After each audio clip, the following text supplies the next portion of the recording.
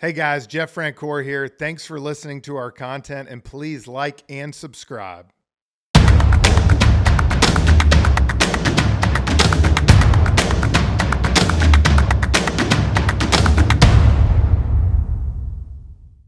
Before we get to the podcast, if you have middle school or high school kids that play sports and you don't want to fundraise like me, we got you covered. My buddy Chris Carneal owns Booster. Chris? We help schools and sports teams raise funds in a super fun and engaging way. In fact, the last 22 years, we've raised $750 million, and we can't wait to help you. Choose booster.com. Welcome back to Pure Athlete. I'm Jeff Francoeur along with Britt and Brad, and the World Series is over. Clemson Tigers got a big win this week. Dabo's back on the right way. Said buy some Clemson stock if you want it. Yeah, he did. Did y'all buy it? Well, no, because they got Georgia Tech this week. Yeah, So, that's right. they're going to go down. They're going down. Oh, Why would I buy their stock? I love college- Dabo, but I'm not a Clemson. College stock buyer. basketball started. And speaking of college basketball, we had a great guest on, Chris Spatola, who was awesome. Played basketball at Army, which, of course, I thought was awesome. We had him on this week with it being Veterans Week. It was just cool to hear some of his stories and really kind of, I think, how the Army shaped him moving forward and what kind of coach and announcer and even dad he is. Yeah, he's got a lot of life experience that has really shaped a perspective that is so mature and so humble, and it's such a great role model. I mean, we talk about Pure Athlete and what it stands for, and he really is a great really just embodies what a pure athlete is. And I think it's great, too, because remember one of our first guests, Jason Campbell, his dad was his coach. Yeah, that's good. And I think he gives a lot of insight if you're a coach coaching your kids on some healthy and even, as he told us, some unhealthy things that he kind of wishes would be different. So I thought that was interesting. Yeah, the other thing I didn't know until I started researching him was that he's Coach K's son-in-law, married Coach K's daughter. And so he gives us a little bit of fun behind-the-scenes stuff about Coach K. And also he coached under him for 5 years, and so gives us some really good meat. On that. Make sure you listen, because he's got a power move at the end. Yeah. I think he's one of the few people that might have told Coach K or did something that he told him maybe not to. Yeah, so, that was pretty awesome. impressive. No, but hope you enjoy the episode, and thanks for joining us. Back with Pure Athlete, I'm Jeff Francoeur along with Britt Lee and Brad Williams. And guys, I'm excited about our guest today. Played point guard at Army for 4 years and is a college basketball analyst. But more important, he's got 3 kids of his own now that he's going through the process with. Chris Spatola, thanks for joining us. Gosh, it's an honor. I love what you guys are doing. It's an absolute pleasure to be here. So thank you. Well, first off, being Veterans Week, we want to thank you for your service. I know 5 years and going to Army, and just kind of to start us off, what does Veterans Day mean to you, especially before you kind of went to Army and served, and now that you've been through it? Yeah, you're kind for saying that, Jeff. You know, I get asked a lot, like, do veterans like when people thank them for their service? And I say, of course. Of course we do. And, to your point about Veterans Day, like being a soldier and being in any branch of the services, it's a vocation of selfless service. So you're not in it for you. You're certainly not in it for high pay. You're not in it for the glory per se. But to have a day where, this country can stop and recognize the immense sacrifice and service of not just the soldiers, but their families as well, I think is a special thing. So it warms my heart on Veterans Day, the outpouring for our servicemen and women. It's an important day for sure. Well, we're very honored. We really appreciate everything, your Chris. service, and of course being on here. And before we kind of dig into youth sports and what we're all about, kind of want to ask you just a little bit about your journey in youth sports and what it looked like for you growing up. Yeah, you know what? I played a lot of sports. I played it, based on the season is kind of how I went about it, and then I think you get to a point where you realize physically there are going to be limitations to you playing football, for example. That was never going to be in the cards. but can't field a ground ball, kind of bailing out in the batter's box. So baseball was never going to be in the cards. I did that for years and it worked actually. So it's all right, man. There's nothing wrong with that. Oh my God. God, I struck out every other time I was at the plate, Jeff. It was never in the cards. But look, ultimately I settled on basketball, and my dad was a coach. And so I'm a coach's kid and grew up playing basketball and spending long hours in gyms as a kid. And grew up admiring players who played for my dad, and grew up admiring coaches and players that my dad appreciated. And so that basketball lineage was passed on. And so I ultimately settled on that and kind of went through. I played AAU, guys, when AAU was in its relative infancy.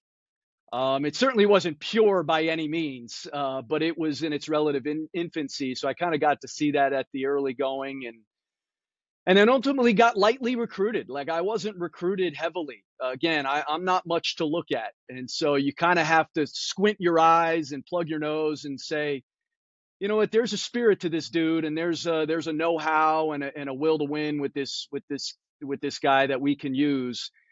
And the Army ended up seeing me at an AAU tournament at one point, and they recruited me, brought me on an official visit.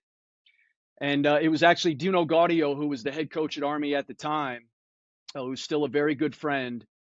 And I still give him hell about it, because on the official visit, he may have said 3 words to me. He was recruiting my parents. There was a lot of Douglas MacArthur, a lot of Patton, a lot of Eisenhower, and it was all directed at my parents. And I can understand why when we got home from the visit, because they sort of made it known that is your best option, and it's in your best interest, young man, to go there. So I didn't have any family in the military. I had no military background. I just wanted to be a D1 basketball player. And I had strong parents, and parents who knew what was best for me even before I knew what was best or in my best interest. And so I ended up going to play basketball there. So, Chris, you just touched on a whole bunch of different topics that we kind of want to dig into, from your parents to what happened at Army. But I want to go back to youth sports here for a couple of minutes. You said that you kind of settled on basketball, and you talked about playing AAU. Give us a sense of when that happened. You played other sports. What did that look like through middle school, and then take us through high school and tell us what you were doing and when you made some of those decisions. Yeah, sports, especially when I was in middle school, sports was always so local. Like, you grew up playing for your local, YMCA or CYO, or you played for those local teams. And then when you got to high school, when I ultimately got to high school, again, I was in that period where, these events, these recruiting events, and certainly AAU were still in a mild infancy. So sports at that level was still very much local. In other words, you could play for your high school team, especially if it was a pretty good high school team. And I grew up I played high school basketball in Massachusetts for a New England prep school. They were very competitive leagues. And so again, it was a period where, high school sports was number one. I mean, that was priority one, playing for your high school team. High school coaches were, legends in the community. But we got to a point, guys, where, like, my junior year, it was like my dad he was kind of late to this, and not of any wrongdoing. He just sort of was late to this idea that, hey, maybe we need to get you out there to be seen a little bit more. And that's where we started traveling and on these travel teams. But, I remember growing up at a time where it was very much local. And so I was kind of late to the game, like late to the AAU, late to these evaluation tournaments and events and all that, because it was in that transition where, all of a sudden now we have all these travel teams and all these different things where youth sports has become very much national, particularly at the higher talent levels. Chris, how old were you when you realized that you had the dream of playing college basketball? And then how old were you when you kind of thought, hey, I may have a shot at this? So I had a dream of playing college basketball and getting a scholarship. You know, my parents were both teachers, and teachers in this country are overpaid, and that hasn't changed. And so, you know, I mean, I have three siblings. Um, you know, a scholarship was very much an important factor in you know, me going to college. You know, wherever that was going to be. Not to mention the fact that I grew up on college basketball. I loved it. I was a big Bobby Hurley fan. I identified with him. And so, you know, playing college basketball was always something I wanted to do and use that sport to get to college. I mean, that was always a goal from as early as I can remember. Um, but you know, it's very humbling. I think we all grew up dreaming of playing at Duke or North Carolina or Indiana. You know, you grow up dreaming of playing at these places, and then again, a reality hits. And you know, for me, it wasn't necessarily ability. It was physically. I just wasn't going to develop to be able to play at the highest of levels. And you know, sports oftentimes is a Darwin game. Like bigger, faster, stronger has a lot to do with it. Um, but I knew that I could find a place. You know, I knew that ultimately I played hard. I was going to be a good team guy, a good character guy, and then ultimately I think I could play well enough to help a team. And so, you know, when you start getting those letters early on, it can be a humbling experience, but you just need one. And I had a couple Division I offers, and Army again was the best sort of combination of school, which I knew was going to be important for my future. Um, I was a kid who grew up who needed a foot in my rear end to be able to play, you know, to get the most out of me, and I knew Army would do that for me. And again, my parents were very much, you know, encouraging that sort of route. So it was a journey, and there are humbling points along the way. But I ultimately was able to accomplish that goal of playing Division I basketball. You talk about size. We talk a lot to these young women and men on here, boys and girls, that basically you don't know what you're working with a lot of times till you go through puberty. And to keep playing, to keep developing. What, like when, I know you're not 6'8", but when was your big growth spurt? Was it towards the end of middle school? Was it more in high school? It's a great question. So before I went to West Point, and this is where, like, we make so many evaluations on 10, 11, 12-year-olds now. Well, yeah. And as you guys know, like, very rarely do those players who are the best players at 10, 11, 12 turn out to be the best players, you know, not forget adulthood, probably in high school. Yep. So for me, I was a late developer. Like you know, from a puberty maturity level, just physically, I really turned a corner. I went from high school, and then Army has a prep school. All the service academies have prep schools, and they send a lot of athletes there to get their grades right and to really develop physically. It's one of the advantages that these service academies have. One of the very few advantages they have. So, you know, to answer your question, Jeff, when I got to the prep school, I was doing things there that I had never done before. And a lot of it had to do with I had gained about 15 pounds. I had grown about an inch and a half to kind of where I am now. And so just from a physical standpoint, I had really turned a corner. And then my freshman year at Army was where I kind of took another jump. And by the second half of my freshman year, I was in the starting lineup for good and never left. So it came late for me. You know, I always say if I had had that type of development as a junior in high school, maybe my trajectory would have been different. But my timetable, I was a late bloomer for sure. Which I love because, you know, I'll let you – I think it's so interesting how we talk about the 10-year-old rankings, you know, like you get Baseball America, top 11-year-old pitcher in the country. And I'm like, there's no way you know this kid's the best pitcher in the country at 11 years old. But so many of these parents buy that stuff. I'm sure it's the same way in AAU, you know, and I'm like, you got to keep playing, keep developing. I think that's something – one of the things we're very passionate about is that's why we want the kids to continue to play because you can hit a growth spurt and put 6 inches on in 6 months. Yeah. Yeah. Chris, I'm curious, you know, what would your message be? You know, you talk about in high school, you had not hit that growth spurt. you obviously had skills, but I'm sure anybody who's a basketball player who aspires, to play at the next level wants to get tall, but you can't control it. So how frustrating was that to you? What would your message be to kids that are out there today that have that dream, but they're frustrated with their physical stature? Yeah, it's what I learned early, and again, I had good people in my life. I had good parents, good coaches, and obviously good parents.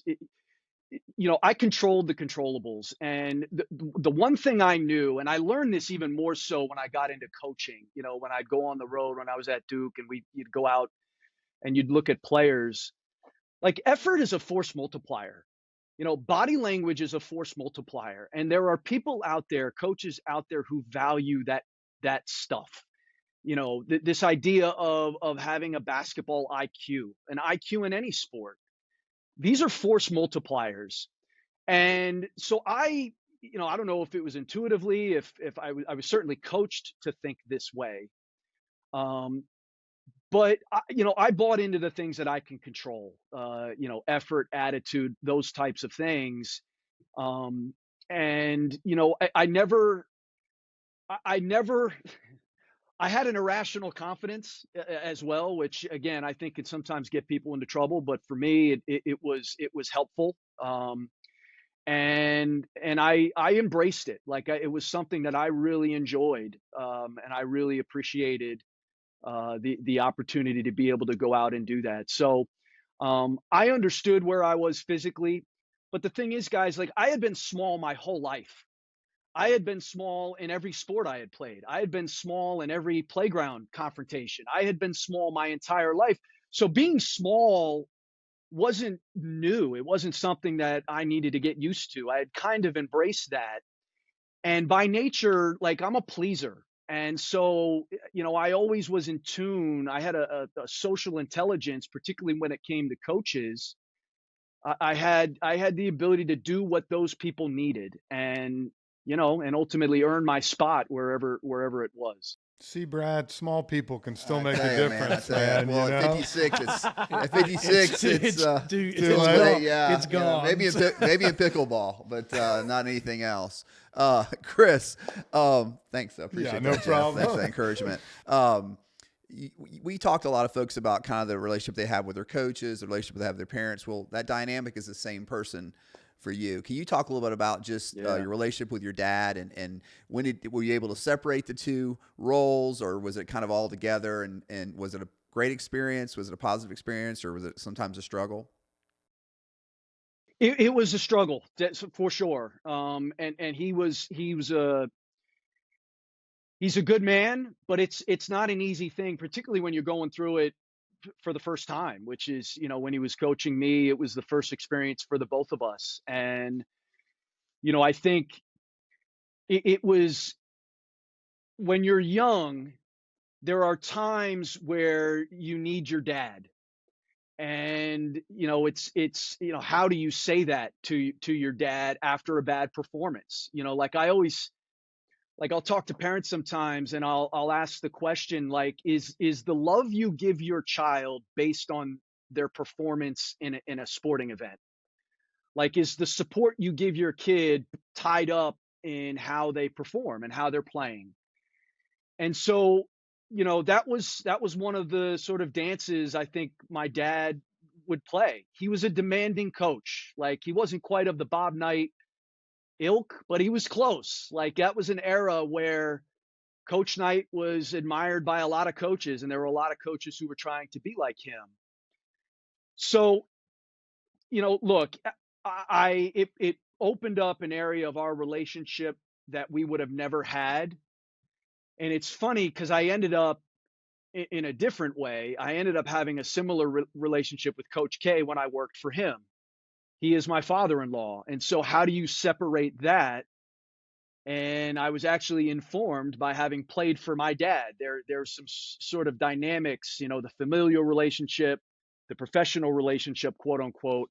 How do you separate those?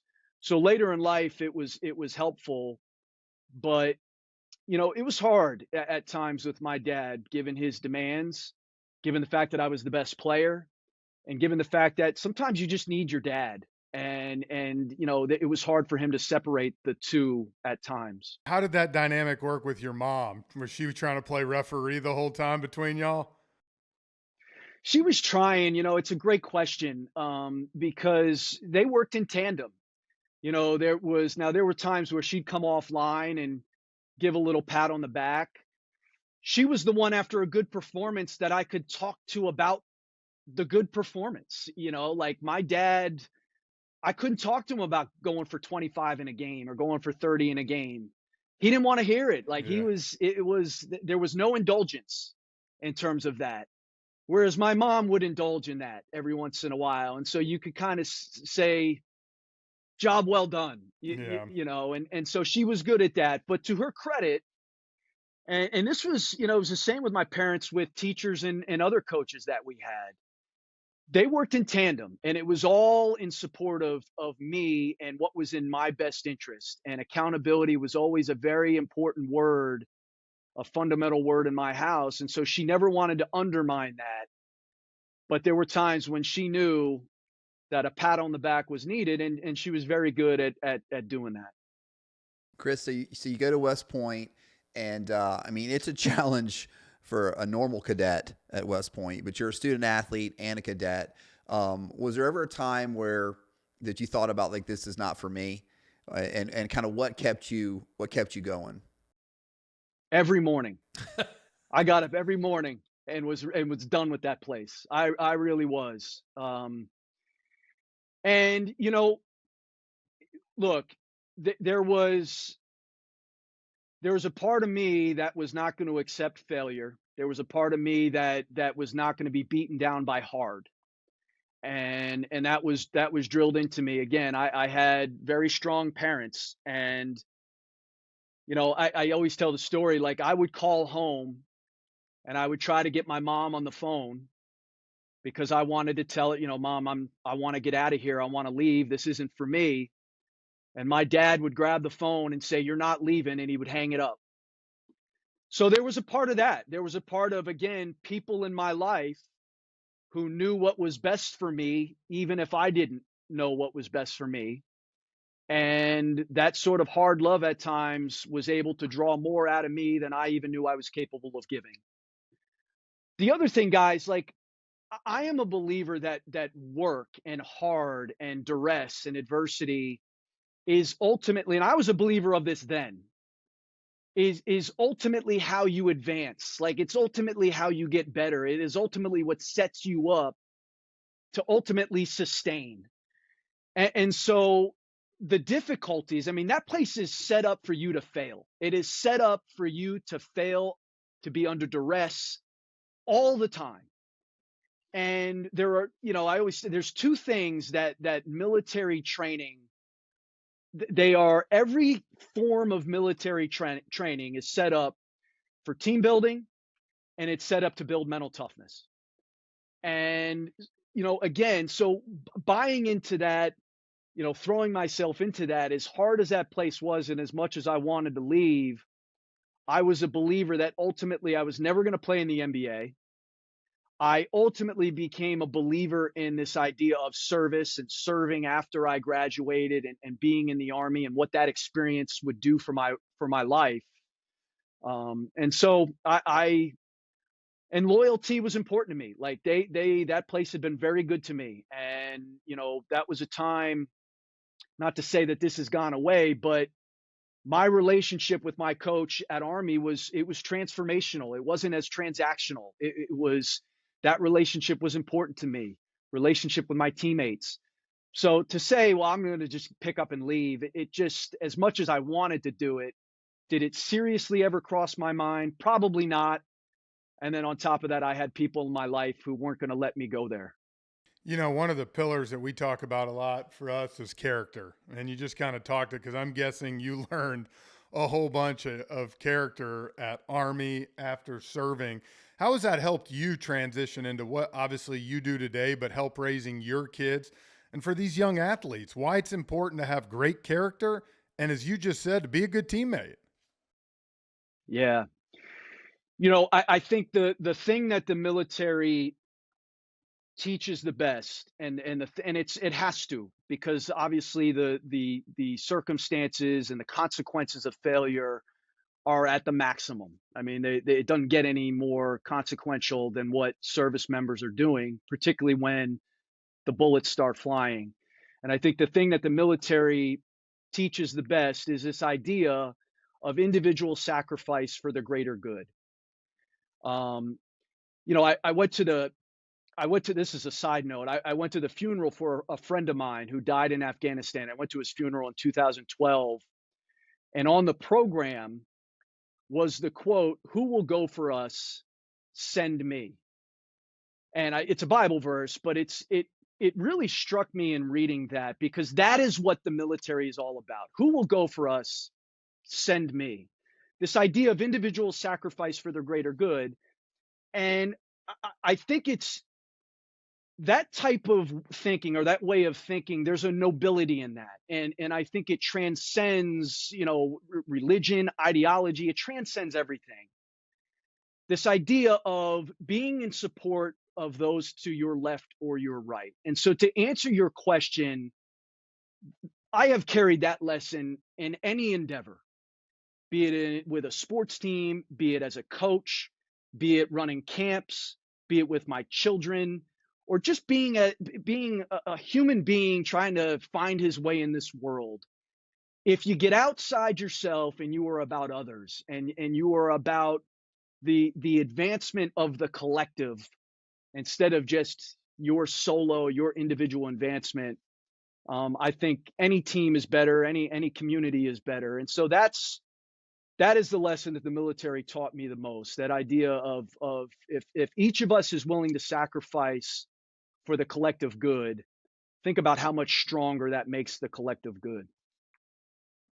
Chris, those are awesome words, especially here on Veterans Day week. I'm curious. You brought up coaching, and in that, and you have basketball camps. You were an assistant coach at Duke. How do you convey those ideas and ideals to the next generation? We have a lot of coaches who are in our audience. What would you say to them? Yeah, I think we have set up a system now where, particularly at the youth sports level, where the tail is very much wagging the dog. And I think it starts at a home. Our families are revolving around the child's sport, whether it's crossing 3 states to go play an 11-year-old travel team game. Why we're crossing 3 states to play youth sports, I have no idea. When in surrounding communities, there are more teams than there have ever been. What it does is, it puts a tremendous amount of strain on our families, on our households, both financially, a time strain on parents. But the other thing is it does is, like, when does the child have time away from the sport? What all of that does is it puts this outsized importance on that sport and on what the child is doing. And it all revolves around what the kid is doing. And so I think we are building this idea of it's about me. We are building it through the dynamic we've set up through this youth sports system. So I think it starts there. The other thing I would say, guys, is we have to reestablish accountability, and we have to reestablish accountability as one of these guardrails we're always talking about. And the first way you do that is by welcoming multiple voices into the life of your child. When I was growing up, if I was in trouble at school, I was in trouble at home. My parents were in partnership with teachers and coaches, and they were in partnership to drive accountability of me. And so, again, they spoke with one voice. They weren't always in line, but they talked to one another in my best interest. And I think we've set up this thing now where, like, teachers and coaches used to be in service of the child. parents are now asking teachers and coaches to be at the service of the child. The parents are saying to teachers and coaches, I need you to do this for my kid. And that's not how this process is supposed to work. And so, I mean, that's where, again, accountability. If the process is working the right way, it's not always going to go well for your child. And that's okay. Like, that's part of growing up. And so that's where I think some of that, you can never get somebody to buy into individual sacrifice unless they understand that they are a part of a much bigger picture. And unless there is accountability along the way for times where they stray from that idea of the collective and where they veer into this idea if it's all about me. And so I think there's a mechanism and a dynamic we've set up that makes the child feel like what they do is the most important thing going. Starts with us as parents, Well, You, I think I read an article you wrote in The Athletic. I think it was back in 2018, and it was you were talking about, it was a signing ceremony at a high school, and you talked about just how the priorities seem to be kind of all messed up. I think the dad spoke more than the kid did, and we talk about that too. We like, whose dream is it? Is it the kid's dream, or is it the parent's dream? And that maybe that it's gotten kind of just out of whack. Can you talk about that a little bit? Yeah, there's no question it's gotten out of whack. I think we have a lot of parents who are parenting to account for their childhoods, be it their, wherever they got athletically, wherever they got academically, how they were parented.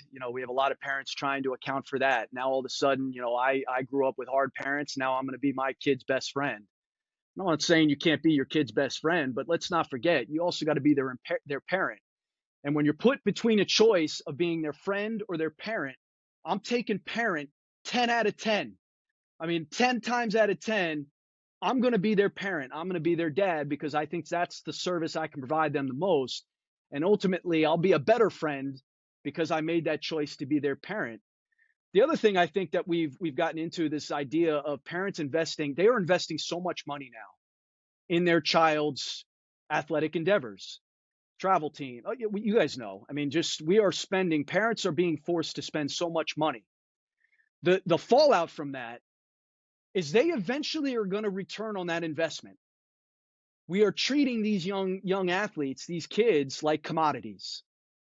And when you're treating your kid like an investment, like a commodity, there are going to be some compromises in parenting.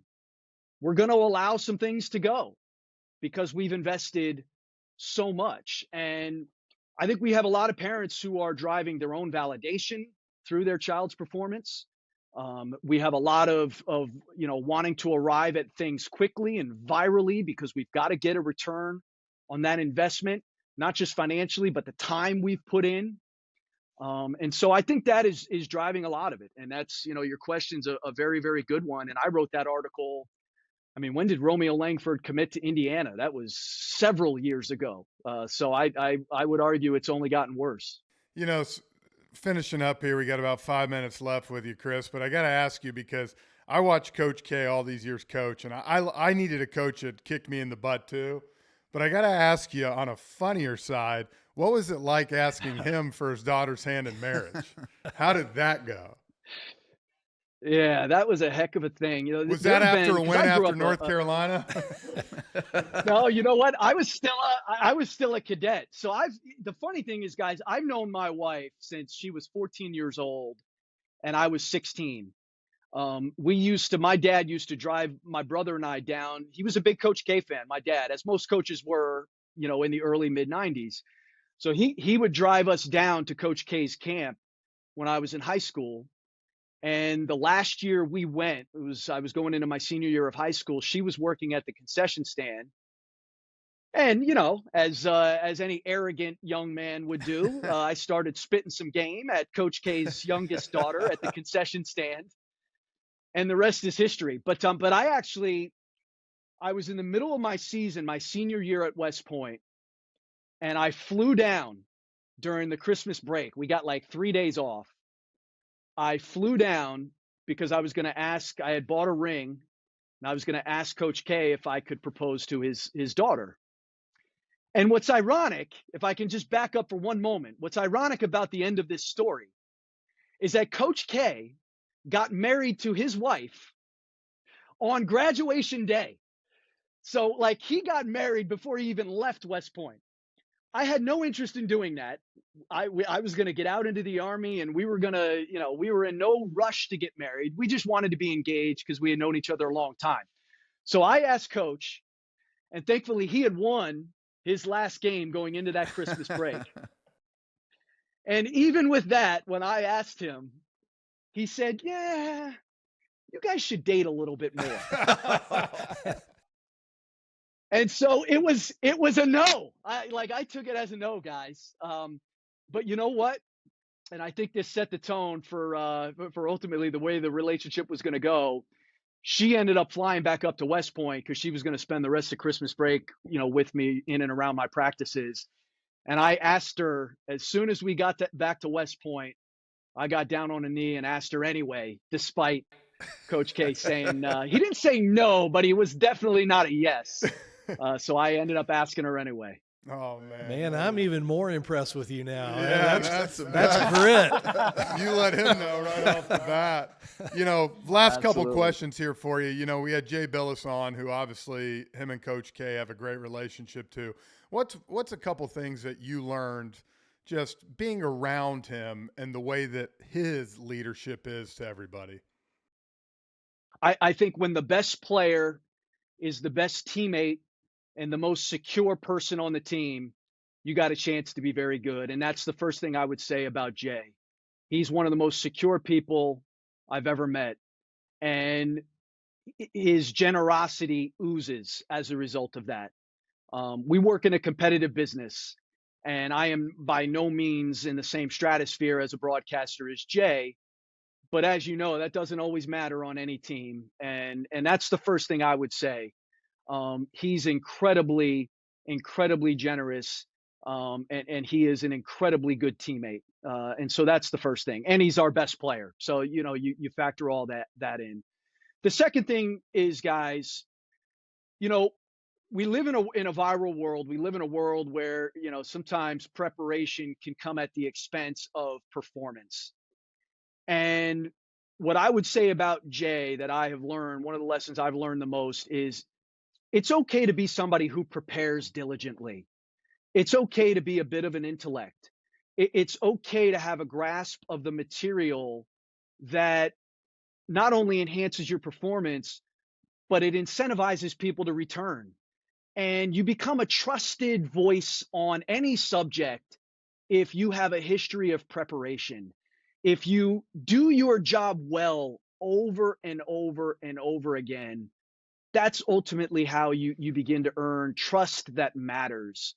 And that's the other thing I would say about Jay is his intellect, his preparation. He's not emotional in his delivery. And I think as a result, he has become a very trusted source on a number of different subjects. And it's been a very, very valuable lesson for somebody like me to watch that in real time. He's very passionate about what he believes in, and he was great on here with us when we had him. One of the things we asked him about, which we want to ask you too, is what makes Coach K so successful as a coach? And you were up close in setting the personal aside, but you were an assistant coach there for 5 years. What did you see that separates him from other coaches? Yeah, there's three things. First of all, he motivated himself every single day. And I think that is of many, that is a prime responsibility of anybody in charge. You've got to be the energy giver. You've got to come in every day motivated to go. And he was like that. I mean, whether it was a practice, whether it was preseason, middle of the season, or the end, whether it was any game, it didn't have to be, it wasn't just the Carolina game. It was every game. That man motivated himself every day. There was a steadiness of judgment, like even given all of his experience. And by the time I ended up working for him, I joined his staff in 2007. He had been going for over 30 years. He was well-versed in this profession.